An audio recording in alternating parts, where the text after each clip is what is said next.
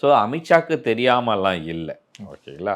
இங்கே இருக்க ஒரு பொலிட்டிக்கல் ஒரு மூவுக்காக சில விஷயங்கள் அவங்க சாக்ரிஃபைஸ் பண்ண வேண்டியது இருந்தது.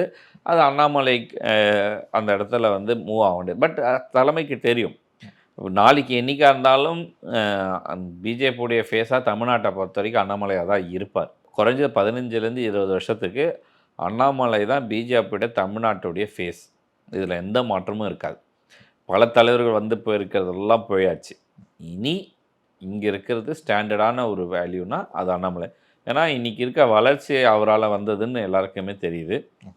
ஸோ அதை யாரால் மாற்ற முடியாது. ஸ்டாட்டிஸ்டிக்ஸும் ரிப்போர்ட்டுமே அது எல்லாருக்குமே கொடுத்துருக்கோம், எடுத்திருப்பாங்க. அது தெரியும் இவரால் தான் இந்த ஒரு வளர்ச்சின்னு. ஸோ அதனால் அந்த இது வந்து எதிர்பார்க்குறது தான்.